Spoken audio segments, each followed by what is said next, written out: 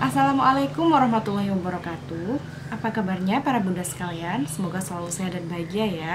Saya ucapkan selamat datang kembali di channel video Aini and Family.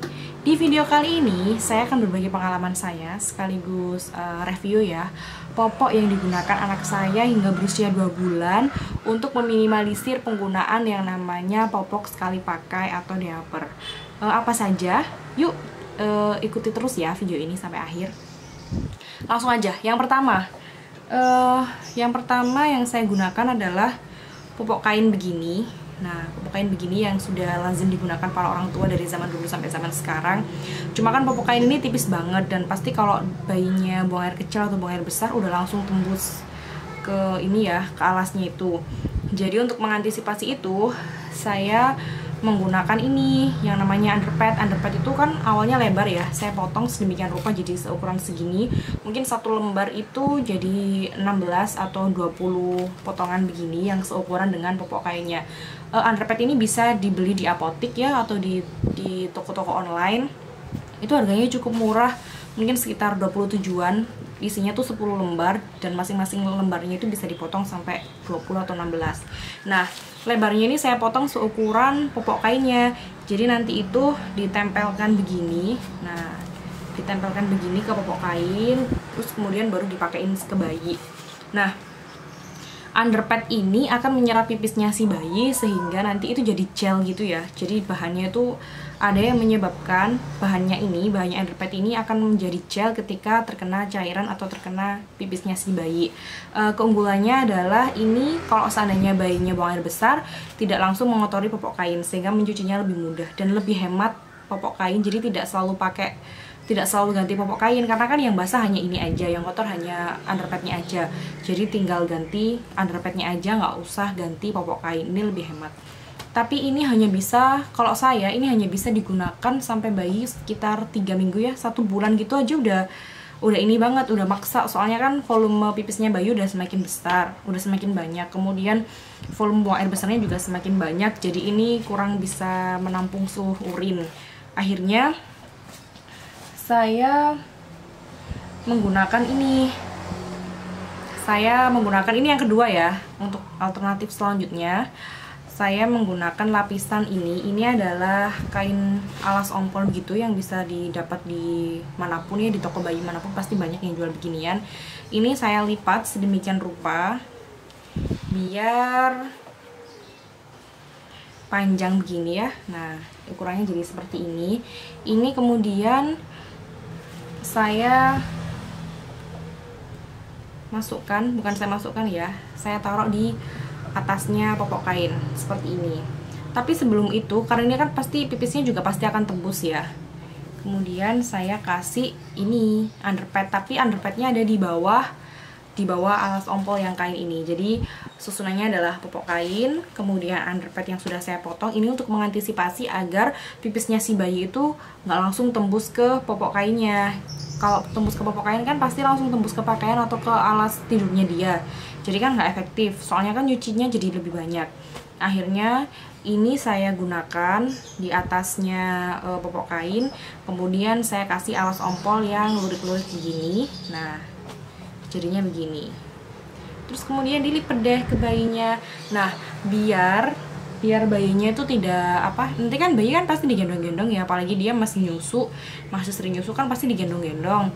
Nah, biar ininya tetap rapi, saya kasih ke celana pendek begini. Celana pendek atau celana model kodok apa aja boleh, itu biar ininya tidak kemana-mana dan tetap rapi. Tapi ini juga menurut saya ini efektif sih. Ini lebih baik daripada yang tanpa menggunakan alas ompol yang kain ini.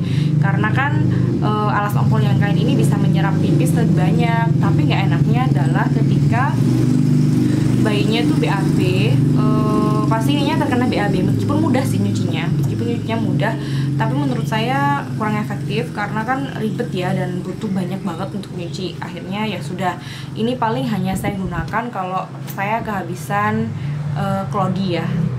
Nanti di opsi yang ketiga saya tuh pakai klodi. Jadi kalau saya kehabisan klodi, saya pakai yang kayak ginian. Terus yang selanjutnya saya pakai klodi. Ini yang menurut saya paling bagus banget, paling recommended banget. Saya beli beberapa klodi, kemudian beserta insertnya otomatis. ini beneran bisa menampung pipis 4-5 kali pipis lah, 4-5 kali pipis.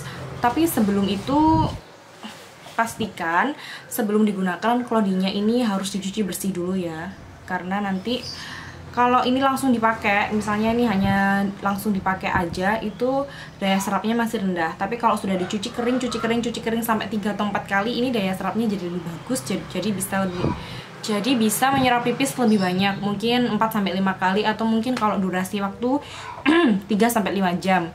Tapi kalau saya enggak sih, kalau saya selalu ngecek aja, kalau misalnya udah basah ya udah saya ganti.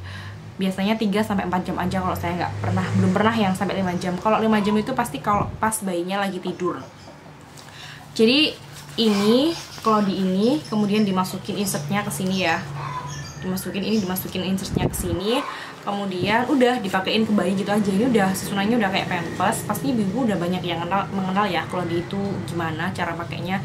Udah kayak pampers gitu. Terus kemudian di sini ada buttonnya, bisa diatur besar kecilnya, bisa diatur disesuaikan sama umur si bayi. Terus kemudian kalau seandainya ini kan ada banyak komponennya ya. Jadi di depan sini ada kain fleece-nya itu. Terus belakangnya ini kan yang anti bocor itu. Jadi ini lihat, jadi dia itu lebih ke dia ada anti bocornya. Jadi ini ada kayak plastik gitu yang anti bocor.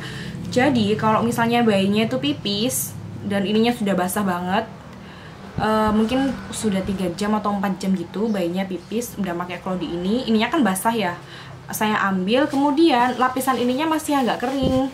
Jadi kering ya, nggak kering sih, tapi kering semi basah, tapi basahnya dikit banget, jadi dan nggak kerasa kalau ini basah. Jadi ya kalau pakai klodi ini saya hanya ganti insertnya aja seperti itu.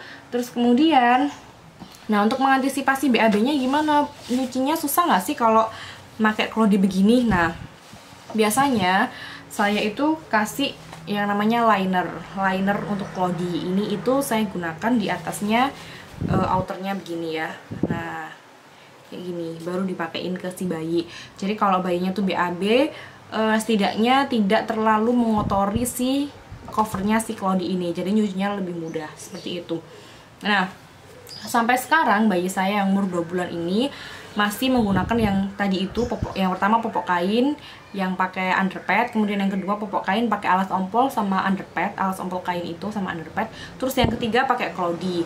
Nah yang menurut saya paling recommended, yang ingin saya lanjutkan sampai dia beberapa bulan ke depan, dia harusnya pakai klodi. Jadi saya udah nyetok beberapa klodi, kemudian saya juga nyoba berbagai macam klodi ya. Ada banyak klodi, nanti di video selanjutnya saya pasti akan mereview klodi apa saja yang sudah saya gunakan, kemudian bagaimana kelebihan dan kekurangannya si klodi, seperti itu.